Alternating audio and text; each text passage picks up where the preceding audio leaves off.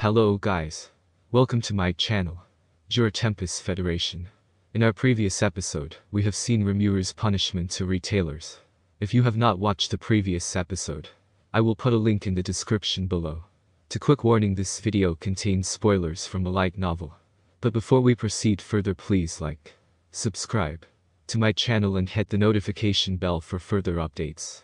In this video, we will see the main conference now. Without further delay, let's proceed further. Having chased away Duke Muse and his lackeys, there were still many problems left for us to tackle. We would hold our routine conference to reflect on ourselves.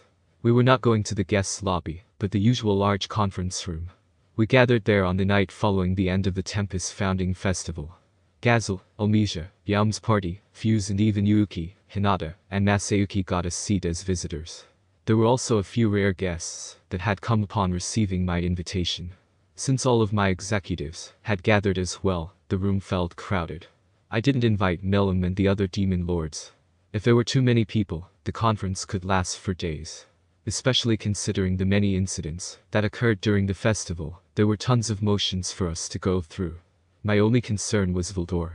He was moping in the corner of the room, and he was bound to interject at some point. Probably along the lines of "no challenger came to fight me," etc. Ah, what a bunch of useless complaints. It's best that we don't complicate things further. Let's get the reflection conference going. First off, I want to say this to everyone: thank you all for the hard work this time. I started by praising everyone, and began the conference. The first one to speak was, surprisingly, Benimaru. I was genuinely shocked just now. I didn't expect Rimuru-sama to punish those merchants like that. The executives nodded in agreement. Most of them probably thought that I would conclude the matter after the payment.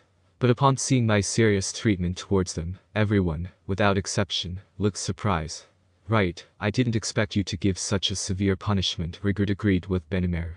Gazelle, who had been listening to our conversation, intriguingly asked me, "So, what was your verdict, Rimuru?" Having been asked, I retold the whole story. To have severed ties with them, while mustering such resolve, Gazelle said, rather dumbfounded, after hearing this story. But he wasn't mad, quite the opposite, as he actually agreed with my method. Ha, I think you did the right thing. An eye for an eye. That being said, have you considered what to do afterwards? I've really been outsmarted by Omija. Her insight was to the point of being frightening. It seemed that she had seen right through me. What does she mean by that, Rimuru-sama? Since Benimaru asked, I had to express my view. It's like what I said before, I'm not gonna play to the council's score. If possible, I wish to be on equal and friendly terms with them. I understand that. That's why, in my humble opinion, we need to make a certain level of compromise. I nodded to Rigard and continued, listen well now. As Omija-san has said, that Duke Muse was just someone else's lackey. We followed their rule and rejected Muse. That's why, next time it will be his boss taking the lead in person. That is most likely the case. In other words, will we be able to negotiate with them once more? That's right. Since it was them that first failed in negotiating with us, when the opportunity arises, we can utilize our advantages in that regard to have better terms in negotiation. I see. In my opinion, they didn't want to antagonize us directly. That's why they wanted to put a collar on our neck by first befriending us. Now that they failed, surely, they will have to consider us an opponent to be reckoned with. In that case, surely they will come across us again, if they intend to launch economic warfare. Neither of us is prepared well enough to be able to do that. Therefore, both can form their own self-sustaining economic circle even without the opponent. That's most likely the case. Gazelle continued to further elaborate. For now, things had concluded with our negotiation. And it would seem that we had the upper hand in the long run. In that case, we don't need to be restrained by the international charter set by the Western State Council, and will be able to take over different nations by ourselves. But this will not be a militaristic invasion, but rather an invasive act via economy. Kufufufufu, leave it to me. I shall put all of the Western nations on a platter for Rimuru-sama. You don't have to. That's not what I wanted anyway. Diablo's comment was giving me a headache again. Diablo, if you do something like that, you will only make our life more difficult. Rejected. Apologies for my offense. Cut the crap, errand boy, go fetch Rimuru-sama more tea, now. Shion gave a finishing blow to the frustrated Diablo. She also made me upset, to be honest, but I'd give her a pass for now. I think what Diablo has just suggested may still be achievable given time. But right now, doing that serves no purpose. We may give it a try if conflict breaks out, but it will, nonetheless, be a lot of hard work. We just need to build a friendly relationship. Honestly, I don't want any more trouble to deal with. As I explained matters like that, everyone seemed to agree. We just had to try our best at making our own nation better. To create a firm economic circle on this land. That was our priority. Indeed, there's not really any other option than to negotiate with your opponent. But I'm actually pretty sympathetic towards them. They can't really restrain you with economic sanctions nor through military suppression. It'll really be hard for them to give any condition. Omiza shed a crocodile tear for her opponent. But doesn't that logic apply to Sorcerer's Kingdom Sarian as well? However, she had a point. Now our opponents were limited in their methods of comeback. I see. I am aware of these already. But, did Rimuru-sama have other plans as well to have treated those merchants so harshly? Geld asked. He thought that I was being too harsh. Not every merchant was Muse's lackey, some were probably just pressured into doing it, having been blackmailed by Duke Muse. The fact that I punished them regardless of that was truly surprising to everyone. Naturally, I had my reasons.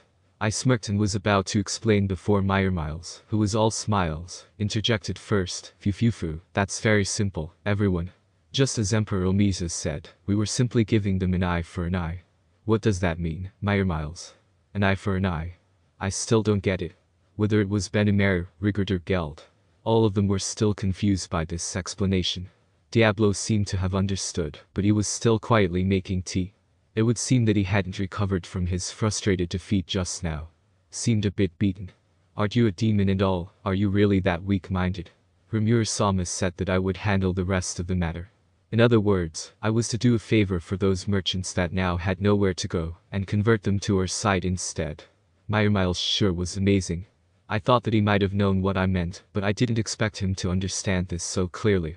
I was going to confirm with him later, but that doesn't seem necessary now. If you want to make these people behave, rather than resorting to threats or intimidation, it is better to do them a favor. It is much simpler and has a higher rate of success. It was what Omiza said, and I'm putting it into practice. Sticks and carrots all at the same time. That's pretty much our tactic. I see, as expected of Rimuru-sama. So that's the case. You have my approval. So, Miles-san, did we really manage to convert those merchants? Fufufu, we are guaranteed not to fail. I said that I would personally plead for them, and that was already a favor for those merchants. Thanks to Rimuru-sama's threat back then, this whole thing was surprisingly simple. Miles, with the expression of a scheming merchant, reported joyfully. It's great that we have succeeded, but this seemed to make me look like some sort of a villain. I'm somewhat offended by it, but I'll give it a pass. And as such, everyone was on the same page and we proceeded to the next motion. Rather than calling it the next motion, I should have called it the main issue of the day. As I've just said, the matters regarding those merchants will be handled by Miles-kun. The problem that has been troubling us for days has finally been resolved. I want to have everyone comment about how they felt during the founding festival. Any thoughts are welcome, don't reserve any of your opinions. As soon as I finished, Gazel let out a few dry coughs before quickly interjecting, Rimuru, as the leader of your ally nation, there's something I want to bring to your attention. I've already commented on your out-of-line actions last night. This time my question is the same. What were you thinking when you did it? What do you mean? I didn't quite get what he said, but considering how pissed Gazel looked, I may have messed things up again. However, I still have no clue. If I have to decide, it would be with regards to the handling of the merchants mentioned just now, but it didn't seem to be the case. Are you really that self-aware? That's why I have to keep an eye on you this entire time. Vesta, weren't you and Gabble-san the ones that developed the projector machine? Wasn't it also your idea to give it some advanced application, so that even long-distance images could be replayed in real time? King Gazel, about that. Vesta's face had "oh shit" written all over it. Did Mr. Vesta get so into researching that he forgot to report back to King Gazel? Cajun also muttered rather perplexedly, this guy is still as careless as always. It looked like he was right. King Gazel, it's not like that. Vesta-san and I indeed developed what you just described and proposed to keep Demon Lord Clayman's legacy. However, the one who wanted to combine video recording magic items and the projector was Rimuru-sama. Gabble was famous for his frankness. He revealed the whole ordeal without hesitation. His words made Vesta look awkward while I looked troubled. That's it for today, guys. See you next one. For further more update, please like, share and subscribe. And do not forget to push notification bell.